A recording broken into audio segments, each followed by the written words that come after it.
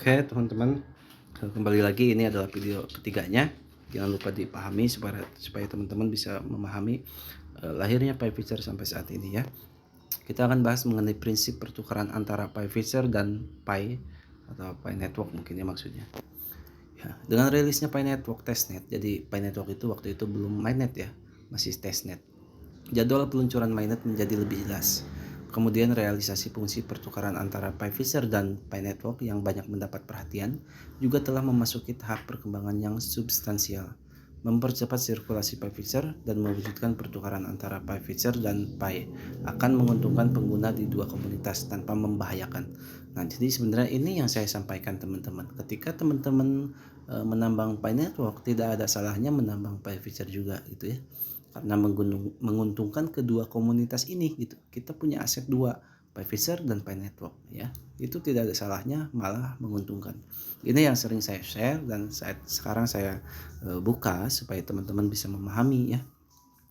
Dari perspektif teknologi, tidak ada orang atau organisasi yang dapat mencegah kedua sistem yang terbuka dan terdesentralisasi ini untuk berinteraksi dan berbaur. Nah, gini teman-teman ya, cara memahami arti dari tidak ada orang yang atau organisasi yang dapat mencegah kedua sistem yang terbuka dan terdesentralisasi ini untuk berinteraksi dan berbaur. Artinya, ketika Pi Network ini nanti mainnet, dia punya blockchain, dan ketika PiFiture ini membuat smart contract untuk terhubung ke Pi Network, artinya tidak ada orang yang bisa mencegah ya. Tidak ada orang atau organisasi yang dapat mencegah kedua sistem ini. Jadi ya bebas gitu ya, terdesentralisasi gitu, atau bisa saling bertukar atau berdagang antara Pi Network dengan PiFiture gitu ya. Nah, ini pemahamannya seperti ini. Jadi tidak ada kerugian teman-teman ya, malah menguntungkan gitu. Contohnya gini, seperti halnya blockchain katakanlah Ethereum ya. Ethereum katakanlah dengan token IRC juga, yaitu misalkan Aniswap ya. Aniswap juga punya token ya. Dia token di jaringan Ethereum. Nah, mereka awalnya juga dulu tidak ada smart contract ya. Tapi dengan peningkatannya Aniswap ya, protokol Aniswap ini meningkat, terus berhasil gitu ya. Dia melakukan smart contract gitu ya. Jadi pada saat Aniswap melakukan smart contract ke Ethereum, itu artinya kan mereka bisa saling bertukar. Nah, ini tidak ada yang bisa mencegah. Seperti itu pemahamannya teman-teman ya. Nah, ini solusi satu ansor Pi Network dan PiFiture melalui kontak pintar. Nah, menurut rencana PiFiture, ketika proyek didirikan, ketika Pi Network meluncurkan fitur kontrak pintarnya, waktu itu kan karena belum mainnet ya, Pi Network belum punya smart contract ya. Nah, pemikiran PiFiture seperti ini. Ketika Pi Network itu nanti mendirikan atau mempunyai smart contract ya, kami akan mengkodekan kontrak pintar dan menyebarkannya di mainnet jaringan Pi dan Ethereum. Artinya, PiFiture akan diperdagangkan di jaringan blockchain Pi Network dan juga jaringan blockchain Ethereum ini sudah ya, yang Ethereum. Tapi di jaringan Pi belum, karena Pi Networknya belum mainnet. Nah, seperti itu. Pada saat yang bersamaan, pengguna dapat mengirim token PiFiture ke alamat di jaringan Pi Network melalui dApps. dApps itu teman-teman sekarang udah paham lah dApps itu apa ya. Dia sebuah browser terdesentralisasi yang bisa dilakukan untuk menukarkan cryptocurrency ya. dApps di aplikasi dompet PiFiture. Nah, artinya apa teman-teman? Nanti di future case itu juga pasti akan ada dApps ya. Itu. Proses sebenarnya dari program ini adalah token PiFiture akan dikirim ke kontrak pintar. Ini artinya kalau misalkan PiFiture sudah smart contract dengan Ethereum atau dengan Pi Network ya.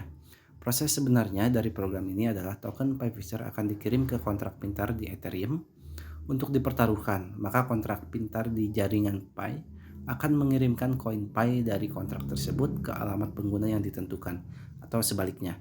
Pengguna dapat menggunakan aplikasi yang sesuai di Pi browser untuk mengirim koin Pi ke alamat Ethereum.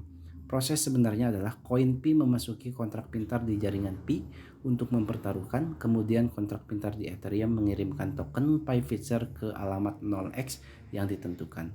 Nah, ini sedikit rumit ya teman-teman, tapi teman-teman harus paham. Tuh ya. Keuntungan dari solusi ini adalah fiturnya mudah digunakan dan dapat mencapai nilai tukar 1:1 yang dijanjikan semula. Tetapi untuk mengimplementasikan solusi ini, Pi Network pertama-tama perlu menerbitkan dokumen pengembangan dan mendukung fitur kontrak pintar. Jadi Pi Network ini harus punya smart kontrak atau kontrak pintar. Itu juga perlu membuka sistem akunnya seperti proyek blockchain. Nah, jadi Pi Network ini harus punya blockchain dulu. Nah, sekarang belum kan? Itu. Prasyarat belum tersedia. Selain itu, rencana ini juga akan memerlukan peningkatan kontrak pintar Pfizer yang ada untuk memenuhi volume pertukaran yang berpotensi besar. Artinya gini teman-teman, ketika Pfizer ini teman-teman tahu ketika masuk ke dalam blockchain BSC ya, dia mempunyai statement akan melakukan upgrade terus terhadap peraturan di BSC, yaitu di smart kontraknya. Jadi setiap smart kontrak blockchain itu berbeda-beda ya.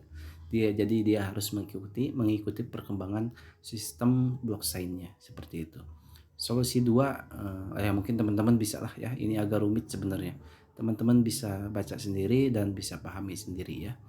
Nah, dia juga mengklaim ya, solusi ini sedikit lebih rumit bagi pengguna dan membuat nilai tukar Pfizer dan Pi Network dalam keadaan mengambang, tapi manfaatnya juga jelas. Solusinya tidak dibatasi oleh implementasi kontrak pintar, jaringan Pi, dan kematangan teknis mainnet ya. Pengguna dapat mengambil keuntungan dari likuiditas Pfizer. Pfizer berasal dari komunitas Pi dan akan memberikan kembali kepada komunitas. Tim Pfizer mendorong teknologi ke depan dan akan merilis aplikasi dompet cryptocurrency pada Q2 2021. Itu udah terlewatkan ya. Sekarang kita sudah menjalankan dompetnya, yaitu Pfizer Cash ya. Nah, waktu sekarang ini 27 April 2021, harga Pfizer waktu itu sekitar 2,24 dolar teman-teman ya. Jadi Pfizer ini berada di 2,24 dolar harganya satu token per 27 April 2021 ya. Lanjut ke medium berikutnya. Ini baru prinsip pertukaran. Sekarang memahami protokol konsensus stellar ya. Nah, konsensus stellar ini ya lebih ke arah blockchain ya sebenarnya. Jadi saya tidak perlu untuk share karena ini di Google juga banyak lah, teman-teman bisa pahami sendiri ya mengenai protokol konsensus stellar ya, dan mengapa dibutuhkan begitu banyak waktu untuk memulai. Kita lanjut ke medium berikutnya teman-teman, yaitu memperkenalkan Pfizer Cash. Nah, Pfizer Cash ini 7 Juni 2021 ya, memperkenalkan dompet wallet Pfizer Cash yang sedang kita jalankan atau yang sedang kita nikmati saat ini ya. Pfizer terus meningkatkan teknologi kami dan telah berhasil melayani lebih dari 500.000 pengguna di 20 negara lebih. Nah, waktu itu cuma ada 20 negara dan 500.000 pengguna ya. 1000 kali lipat dari harga awalnya. Teman-teman sudah tahu lah ya mengenai Pfizer Cash ini. Kita lanjut ke medium berikutnya. Pfizer Cash patinjau antar muka pengguna ya. Ini mengenai Pfizer Cash juga 15 Juni 2021 ya. Nah, teman-teman, ini tampilan Pfizer Cash lah ya. Apa aja yang ada di sana, QR barcode ya, transaksi, kirim, fingerprint dan lain-lain ya. Mungkin masih dalam tahap pengembangan ya. Kita lanjut ke medium berikutnya teman-teman. Nah, di sini 5 Agustus 2021 ya. Teman-teman, Pfizer rebranding menjadi Pfizer Foundation. Jadi mengganti nama dari Pfizer menjadi Pfizer Foundation ya, teman-teman. Pfizer tumbuh dan berkembang sejak diluncurkan pada tahun 2020. Awalnya dibuat untuk mengatasi masalah kekurangan likuiditas, berasal dari komunitas open source dan telah jauh melampaui imajinasi investor awal. Jadi yang tadinya diibaratkan hanya hanya untuk mengatasi likuiditas, tapi dengan berjalannya waktu Pfizer ini melampaui imajinasi investor ya. Jadi perkembangannya cepat lah gitu ya. Pfizer telah melayani lebih dari 500 pengguna ya, lebih dari di lebih 100 negara ya. Waktu itu 20 negara dan sekarang 100 negara pada 5 Agustus 2021 ya. Jadi PC-nya sekarang pengguna 100 negara terutama di pasar Asia Timur ya. Keberhasilan PiFeature mendorong kami untuk bergerak maju. Visi kami telah berkembang. Jadi visinya sekarang berkembang. PiFeature sekarang hanyalah salah satu elemen dalam jalur pengembangan kami ya. Jadi PiFeature ini adalah salah satu bagian dari berkembangnya Feature Foundation yang sekarang ya. Kami sekarang dengan senang hati mengumumkan perubahan nama dari PiFeature menjadi Feature Foundation. Selamat datang di bab berikutnya. Kita lanjut ke medium berikutnya teman-teman ya. Memulai dengan token FeatureCash token ya. Waktu itu FCT-nya sudah FeatureCash-nya sudah dirilis ya. Terus nama berubah jadi dari PiFeature menjadi Feature Foundation, dan sekarang memulai dengan token FeatureCash-nya FCT teman-teman ya. FCT teman-teman sudah tahu ya apa itu FCT ya. Di sini tokenomics-nya juga sudah ada ya. iDrop. Nah, sekarang FCT ini sudah sampai tahap iDrop terakhir ya, yaitu melalui model mining staking ya. Teman-teman manfaatkan ya. Kita lanjut ke medium berikutnya. Nah, ini sudah kita lewati ya, teman-teman. Mengumumkan penjualan pribadi FCT.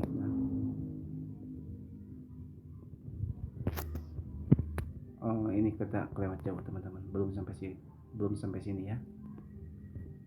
Kita baru sampai memulai token FeatureCash.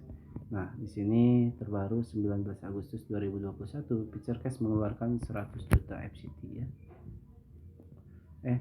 100 juta ya. Ini iDrop ya, 100 juta ini iDrop. Kami memberikan FCT ya, memberikan 100 juta FCT kepada orang-orang yang bergabung dengan aktivitas penambangan PiFeature. Nah, ini iDrop pertama ya. Ketika kita iDrop ini dibagikan kepada pengguna PiFeature waktu itu 100 juta, yang rumusnya itu total YET dibagi total of network dikali 10 juta kali 100 juta. Nah, ini sudah kita rasakan, dan airdropnya juga sudah kita nikmati ya teman-teman. Nah, seperti ini ya. Kita lanjut ke medium berikutnya. Mengumumkan penjualan pribadi FCT di FeatureCash. Nah, ini kita lewati saja ya. Terus penjualan pribadi FCT sedang berlangsung, kita lewati ya. Ini masa pre-sale FCT waktu itu. Peta jalan FeatureCash. Nah, ini peta jalan atau roadmapnya dompet wallet FeatureCash teman-teman ya. Nah, FeatureCash telah bekerja untuk mengembangkan produk analitik baru dari meningkatkan yang sudah ada untuk komunitas kami. Peluncuran FeatureCash dan rilis FCT adalah tonggak penting untuk proyek dan salah satu dari banyak tonggak yang akan datang. Proyek ini telah berjalan jauh, tetapi dalam gambaran besar dari perjalanan besar ini, pengembangan FeatureCash baru saja dimulai. Ya, sekarang baru saja dimulai, berarti masih panjang teman-teman ke depannya ya. Ada banyak hal lain di dalam PIFA yang akan ditambahkan ketika siap untuk diresmikan. Hari ini kami ingin memberi Anda pembaruan tentang peta jalan jangka pendek kami saat ini. Nah, ini teman-teman peta jalannya ya. Di sini ada private sale ya, Q4 2021. Selanjutnya ada FCT listing di XT.com, ini sudah kita rasakan, dan using is mining yaitu FCT staking sekarang masih berjalan, dan FCT iDrop sudah kita rasakan juga ya. Terus ada support multi chain ya, yaitu support multi chainnya lah ya. Terus ada attention economy ya. Selanjutnya ada security level upgrade, ada non fungible token atau NFT, ini nanti ke depan ya, mungkin tahun ini 2022 ya. Untuk security level seperti email, nomor telepon, authenticator ya. Nah, ini mungkin sekarang. Nah, terus 2022 nanti ada NFT juga ya. Nah, yang terakhir adalah community autonomous section ya. Itu. Nah, ini mungkin teman-teman sudah mengalami lah ya. Kita langsung ke medium selanjutnya teman-teman ya. Peta jalan FeatureCash melampaui 10 juta dalam aset cryptocurrency berapa ya, bulan November ini, 18 November 2021 ya. Sejak FeatureCash mengumumkan penjualan FCT kami pada November 2021, platform ini telah mengumpulkan 5.000 lebih pendaftaran dari investor, dan kripto yang ditahan telah mencapai lebih 10 juta dalam waktu kurang dari 2 bulan. Ini adalah tonggak penting bagi FeatureCash, dan kami berterima kasih atas semua kepercayaan dan dukungan investor dan individu. Hari ini kami senang hati mengumumkan bahwa FutureCash sekarang mengelola lebih dari 10 juta aset kripto, yang berarti bahwa FutureCash menyediakan lebih banyak pengguna dengan layanan keuangan yang aman, jujur, dan sehat. Melacak pertumbuhan pasar kripto yang mengesankan dan peningkatan partisipasi dari investor institusional kripto kami di bawah manajemen telah meningkat pesat, dan kami ingin berbagi strategi kami. Ini strateginya FutureCash, teman-teman ya. Pertama, kami akan terus menambahkan cryptocurrency baru ke FutureCash. FutureCash juga berencana untuk menyediakan lebih banyak alat perdagangan untuk menggunakan di masa mendatang. Nah, jadi cryptocurrency, koin kripto yang akan di FutureCash ini akan terus bertambah, teman-teman ya. Mungkin seperti dompet-dompet lain lah ya. Dan lebih banyak alat perdagangan, artinya nanti akan ada banyak dApps ya, banyak DEX, dan bisa berkemungkinan bisa menjadi sebuah market sebenarnya ya. Terus poin kedua, FutureCash akan membangun produk baru yang membantu pemegang kripto menggunakan koin mereka dan mengakses alat keuangan terdesentralisasi. FutureCash juga akan mengembangkan alat yang memungkinkan bisnis menerima kripto, sementara pengguna akan dapat menghasilkan uang dengan mempertaruhkan. Nah, teman-teman bisa artikan sendiri lah ya, apalagi yang paham cryptocurrency ya. Poin selanjutnya, Future Foundation percaya bahwa inovasi kripto melampaui kasus penggunaan finansial. Kami akan menyediakan dana untuk proyek melalui Future Foundation. Kategori investasi, tim Future Foundation telah terbukti memiliki pengalaman dalam membangun, menyebarkan, dan memperbarui layanan terkait cryptocurrency. Kami terus meningkatkan dan mengembangkan keterampilan kami di blockchain dan secara aktif berbagi teknologi dan pengetahuan kami dengan berinvestasi di berbagai kategori blockchain ya. Future Foundation terbukti ya berinvestasi di banyak teknologi, seperti yang pertama itu Metaverse, NFT, terus di Rencheck ya. Rencheck itu sebuah dApps ya. Di bawah ini kami akan membahas secara singkat ya, seperti inilah teman-teman ya. Kedepannya ada crypto mining, DeFi, crypto payment, dan merchant service. Terus ada data service and tools, NFT, and game FI, jadi akan ada game nanti ke depannya. Terus ada blockchain infrastruktur. Nah ini teman-teman berita terakhir ya yang kita dapat, Future Foundation akan mempunyai blockchain ya, mudah-mudahan. Nah, kami membagi pasar investasi dalam kategori berikut: penambangan kripto, pertama, layanan dan alat data seperti advertising ya, yang tech center yang ada di FutureCash, desentralisasi finance atau DeFi, terus NFT dan game, pembayaran kripto, dan layanan pedagang, infrastruktur blockchain. Jadi layanan pedagang ini ya kita sebenarnya bisa barter melalui PeerToPay ya. Selanjutnya infrastruktur blockchain. Future Foundation sedang dan akan secara aktif berinvestasi dan terlibat di pasar ini, dan akan memastikan produk dan ekosistem yang berkelanjutan dan beragam untuk komunitas kami. Dalam kondisi saat ini, FutureCash memegang aset tingkat tinggi yang dikelola yang akan memberikan plafon dengan pengaruh investasi tingkat tinggi. FutureCash yakin akan menarik lebih banyak investor dan lebih banyak modal ke dalam ekosistem kami ya. Kita lanjut ke medium berikutnya teman-teman ya. Ini akan saya stop dulu. Kita lanjut ke video berikutnya ya teman-teman. Jangan lupa tonton video berikutnya.